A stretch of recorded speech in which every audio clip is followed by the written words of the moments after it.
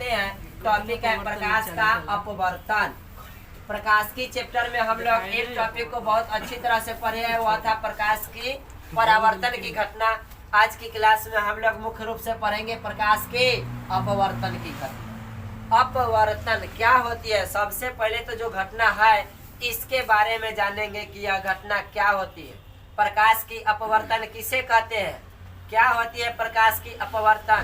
सुनिए, जब प्रकाश एक पारदर्शी माध्यम से कोई दूसरे पारदर्शी माध्यम में प्रवेश करती है तो माध्यम की जो सतह होती है उस सतह पर से वह क्या होती है, अपने पथ से थोड़ा सा विचलित हो जाती है।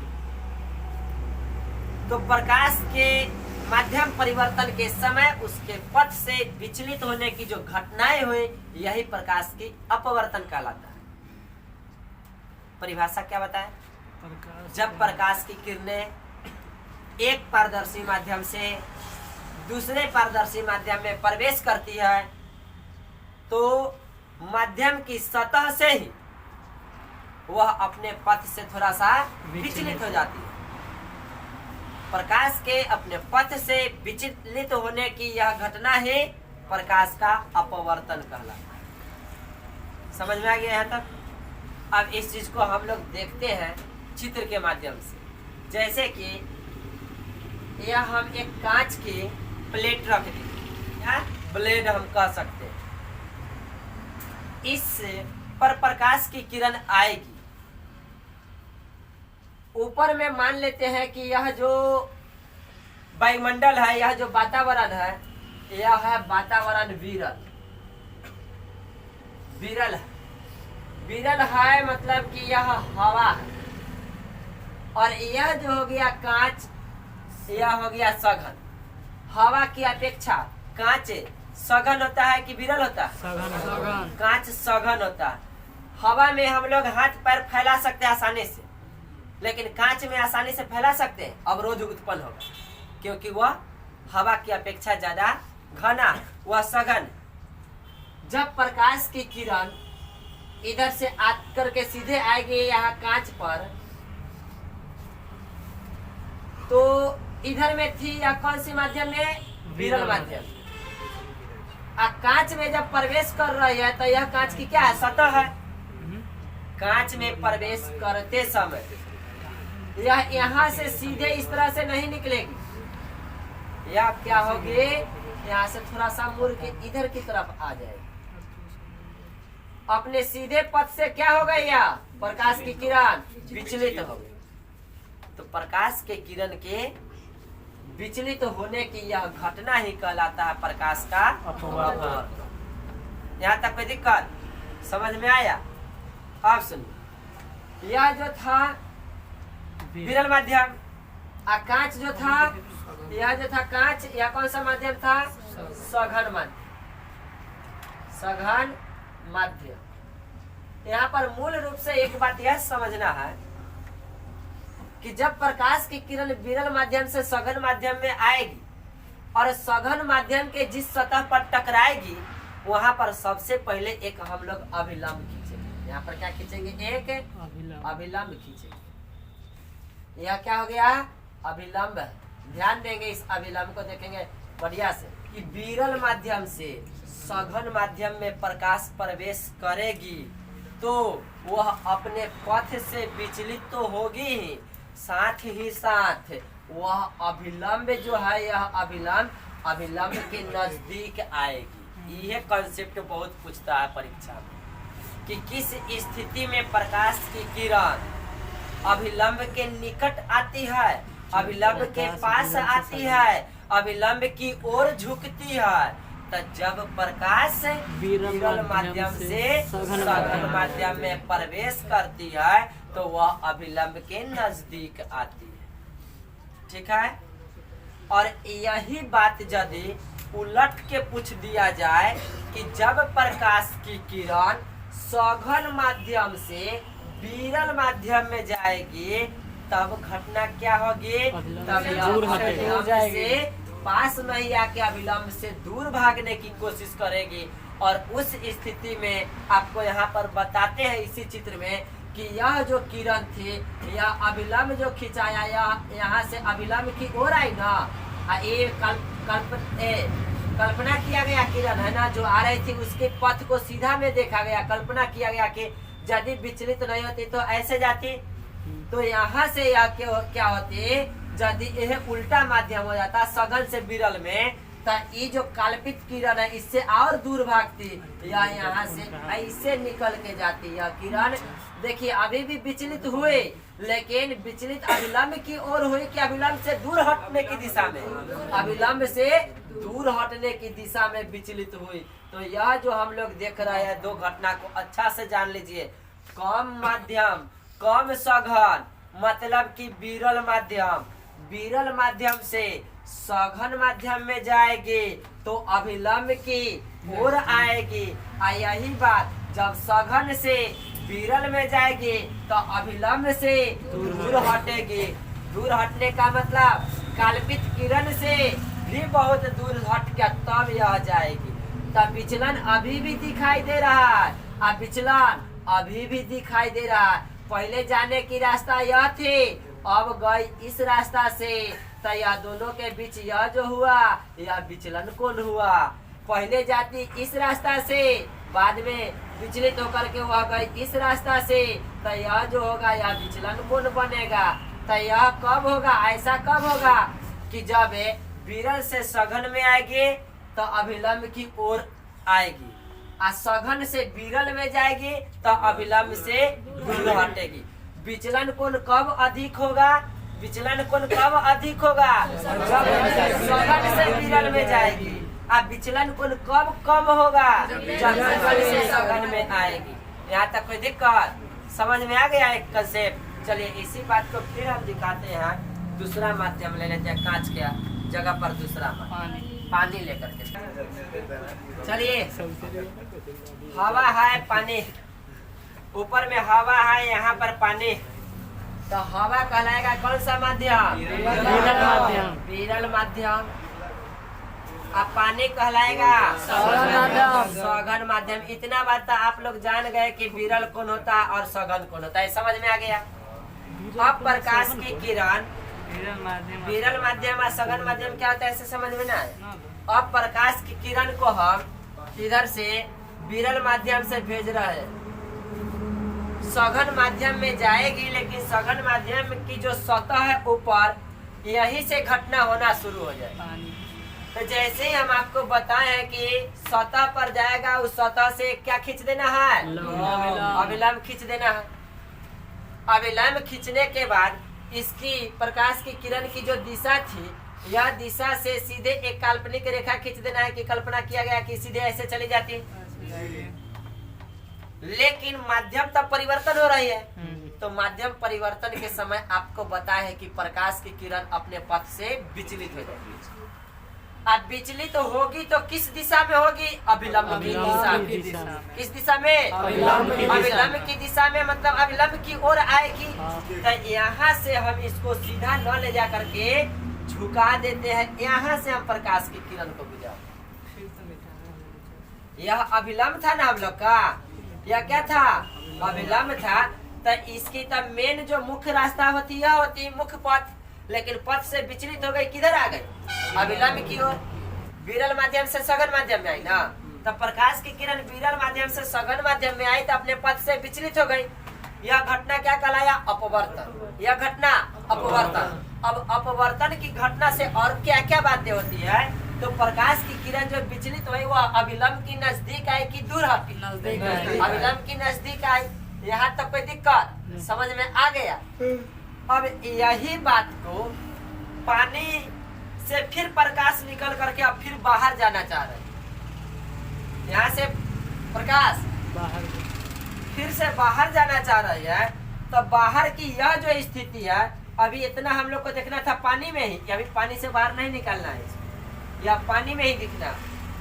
अब पानी से जब यह बाहर निकलेगी तब सुनिए, यहाँ फिर लेयर है, यह भी एक सतह है, हवा से पानी में आई, अब पानी से फिर कहाँ जाएगी, हवा में। तब फिर से हवा में जाएगी, तो अभी तक प्रकाश है कहाँ, पानी में। अब पानी से निकलेगी हवा में, तब पानी था सघन माध्यम, हवा हो जाएगा फिर विरल माध्यम। तो फिर यहाँ पर वह अपने पद से विचलित होगी। जब जब माध्यम परिवर्तन होगा तब तब वह अपने पद से विचलित होगी। फिर यहाँ भी घटना होगी, तो अब जहाँ पर अभी सतह पर टकराई है तो यहाँ भी एक अभिलंब होगा, तो यहाँ भी एक अभिलंब हम लोग खींचते हैं, या एक अभिलंब खींचते हैं। अब अभिलंब खींचे तो आपको हम अभी अभी बताए कि जब सघन माध्यम से विरल माध्यम में जाएगी तो वह अभिलंब से दूर हटेगी, कि अभिलंब की ओर सटेगी, अभिलंब से दूर हटेगी। तो अभी तो अभिलंब यहाँ है ना, तो अब यहाँ से यह अभिलंब से दूर भागेगी, इस दिशा में जाएगी। समझ में आया कि नहीं? ये अभिलंब से नजदीक आए कि अभिलंब से दूर हटी, अभिलंब से दूर हटी। अब यहाँ पर एक घटना, ये थोड़ा ज्यादा दूर हो गया, रुक जाइए, इसको हम दिखाते हैं। यह अभिलंब से क्या होगा, ऐसे कल्पना किया जाए कि यह जाती तो ऐसे जाती, ठीक, लेकिन यह ऐसे नहीं जाकर के क्या होगा, ऐसे चले, अभिलंब से दूर हटे, तो यह अपवर्तित किरण हो गई, पथ से थोड़ा सा विचलित हो गई। यहाँ पर एक घटना यह देखना है कि यह जो किरण आ रही थी, यह वाला शुरू में यह किरण सीधे चली जाती तो इस तरह से चली जाती कि नहीं चली जाती, चली जाती ना। यह है अपवर्तित किरण। तो यह अपवर्तित किरण जो है, ये वाला अपवर्तित किरण, ये जो पहले से जो आती थी, यह रास्ता को यदि पूरा देखा जाए यहाँ पर, तो यह दोनों के बीच में क्या होता है, दूरियां जो होती है ना, एक समान दूरी होती है, बढ़ती नहीं है, समांतर होती है, रेलवे लाइन जैसा यह प्रतीत होगा। देखने के बाद क्या होगा, यह वाला प्रतीत होगा एकदम एक दूसरे के समांतर जा रही है, एक दूसरे के समांतर जा रही है।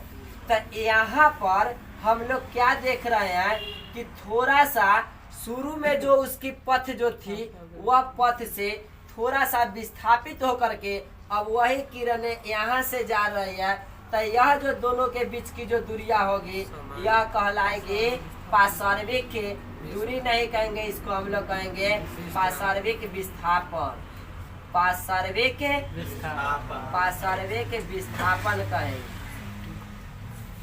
क्या कहेंगे, पार्श्विक विस्थापन कहेंगे। मतलब जो मूल पथ था उससे माध्यम परिवर्तन के बाद अब जो पथ हुआ, वह दोनों के बीच की जो दूरियां हुई, उसी को हम लोग क्या कहेंगे, पार्श्विक विस्थापन। के भी पिन कोई दिक्कत हो रहा है कि ना? हमको लग रहा है कि थोड़ा थोड़ा मतलब शरीर ढीला होते जा रहा है, नींद आ रहा है ना? तो चलिए ध्यान दीजिए। अब यहाँ पर हम लोग को एक बात और यह जानना है कि माध्यम परिवर्तन के समय एक अच्छी कंसेप्ट तो पता चल गया कि कभी कभी प्रकाश की किरणें अभिलंब की ओर आती है, तो कभी कभी अभिलंब से दूर हटती है। कब अभिलंब की ओर आएगी या कब दूर हटेगी, बात एकदम क्लियर हो गया ना बढ़िया से। चलिए अब एक बात और समझिए यहाँ से कि माध्यम परिवर्तन के समय प्रकाश पर और क्या क्या प्रभाव पड़ता है। तो जान लीजिए, वेग में परिवर्तन हो जाता है। किसमें परिवर्तन होता है, वेग में परिवर्तन होता है, और उसके बाद इसके पथ में भी परिवर्तन हो जाता है। पथ परिवर्तन हो रहा है कि नहीं, रास्ता परिवर्तन हो रहा है। अब वेग में परिवर्तन होगा ना, हवा में था तो तनी तेज गति, अब पानी में जाएगा तो थोड़ा कम गति कमेगा ना, तब वेग में परिवर्तन हो रहा है। परिवर्तन हो रहा है मतलब क्या हो रहा है, कम रहा है कि बढ़ रहा, कम रहा है ना। उसके बाद और परिवर्तन होगा क्या चीज में, तरंग दैर्ध्य में, तरंग दैर्ध्य में भी कमी ही होगी, यह भी कम जाएगी तरंग दैर्ध्य। एगो बहुत ही मूल बातें है जो बार बार परीक्षा में पूछा भी जाता है कि प्रकाश की अपवर्तन की घटना में कौन अपरिवर्तित रहता है, मतलब नहीं बदलता है, तो वह होता है इसकी आवृत्ति। कौन नहीं बदलता है, आवृत्ति नहीं बदलता है। आवृत्ति क्या है कि नहीं बदलता है, समझिए बढ़िया से। हम लोग ऐसे दौड़ेंगे और पानी में दौड़ेंगे तो ताकत कहाँ कम जाएगा, ज्यादा हो जाएगा, पानी में ताकत कम जाएगा कि बढ़ जाएगा, पानी में ताकत कम जाएगा कि बढ़ जाएगा, ज्यादा लगेगा, पानी में जाएगा। उसमें दौड़ेंगे तो पानी बेसी ताकत लगेगा, कहाँ कमेगा कहाँ बढ़ेगा। देखिए वेग बदल जाएगा, माध्यम बदलने के कारण वेग में परिवर्तन होगा, पथ परिवर्तन हो रहा है, ऐसे देख ही लिए है, देख रहे हैं कि अपने पथ से क्या होता है, अपने रास्ता से विचलित हो जाता है, तब पथ में परिवर्तन। तरंग दैर्ध्य में भी परिवर्तन होता है, तरंग दैर्ध्य क्या हो जाता है, कम जाता है, बढ़ता कुछ नहीं है, कमता है, वेग भी कमता है, पथ में परिवर्तन हो जाता है। तरंग दैर्ध्य देखिए, ये है तरंग दैर्ध्य, यह जो है यह तरंग, मतलब इससे के और इसके बीच की दूरी ही क्या कहलाती है, तरंग दैर्ध्य, ये कहलाती है तरंग दैर्ध्य, ये वाला। तो ऐसे हवा में यह तरंग दैर्ध्य, आज यदि पानी में चले ना तो यही तरंग दैर्ध्य ई हो जाएगा, इसका तरंग दैर्ध्य यह हो जाएगा तरंग दैर्ध्य, मतलब दूरियां क्या होगा इसकी, कम हो गई, यही तरंग दैर्ध्य है। यह दूरियां क्या हो रही है, कम रही है, यहाँ पर दूरियां इतना थी, यहाँ पर दूरियां कम, लेकिन आवृत्ति नहीं बदलता है। आवृत्ति आपको हम एग्जाम्पल बता देते, करेजा की धड़कन, हृदय की धड़कन 1 मिनट में कै बार, 1 मिनट में यदि यहाँ पर यह इतना बार, 1 मिनट में यदि यह 20 बार यहाँ पर अप डाउन कर लेता है, तो यहाँ भी 1 मिनट में 20 बार अप डाउन करेगा, बस यहाँ होगा क्या कि इसकी तरंग दैर्ध्य कम बेसी हो जाएगा, आवृत्ति में कोई परिवर्तन नहीं होगा। 1 मिनट में 20 बार हवा में यदि ऊपर नीचे हो रहा है, तब पानी में भी 1 मिनट में 20 बार ऊपर नीचे होगा, बस इसका खाली छोट बड़ हो जाएगा, कथी, डेग, मतलब हवा में चलिएगा तो डेग आपका बड़का बड़का गो रखा है, पानी में चलिएगा तो डेग आपका छोटा छोटा गो हो जाएगा। फिर एगो डेग हिया रख रहा है, दूसर का हिया रख रहा है, तीसर का हिया रख रहा है, ये हवा में आपका डेग है, आई पानी में आपका डेग है, एगो हिया एगो हिया एगो हिया, मतलब कम कम दूरी पर डेग बन रहा है, तो आपका डेग कम गया, मतलब तरंग दैर्ध्य कम गया, लेकिन आवृत्ति में कोई परिवर्तन नहीं होता। तो ये बात को कभी नहीं भूलेंगे, बहुत बहुत महत्वपूर्ण क्वेश्चन है। कहता है कि प्रकाश के अपवर्तन की घटना में इनमें से कौन अपरिवर्तित रहता है, लगभग लगभग ऑप्शन चारों देले रहता है। समझ में आया? तो बहुत लोग ना सेट मार करके ना रख ले रहते, अच्छा नहीं बदलता है, आवृत्ति नहीं बदलता। समझ गए ना, कंसेप्ट से पूरा टॉपिक पढ़िए, तब जानिए कि कौन बदलता है और कौन नहीं बदलता होगा। तरंग दैर्ध्य समझ में आ गया, आवृत्ति समझ में आ गया। चलिए अब हम सब देखते हैं इसमें आगे के टॉपिक साफ कर दें। मूल रूप से हम लोग समझे इस क्लास में कथी, प्रकाश की अपवर्तन की घटना, प्रकाश के अपवर्तन की घटना को देखें, और इसमें जो सबसे महत्वपूर्ण बिंदु था यही बात जानना था, पहचानना था, कौन सा माध्यम सघन कहलाएगा, कौन सा माध्यम विरल कहलाएगा। और विरल माध्यम से सघन माध्यम में जाते समय, फिर सघन माध्यम से विरल माध्यम में जाते समय प्रकाश का जो विचलन होता है, जो उसके पथ से विचलित होने की जो घटनाएं होती है, कब अभिलंब की ओर आएगी और कब अभिलंब से दूर हटेगी। इस टॉपिक को, इतनी तक की बातों को हम लोग अच्छी से सीख लिए हैं। अब प्रकाश की अपवर्तन की घटना को हम लोग देखेंगे प्रिज्म में, प्रिज्म के माध्यम से प्रकाश की अपवर्तन की घटना को देखेंगे।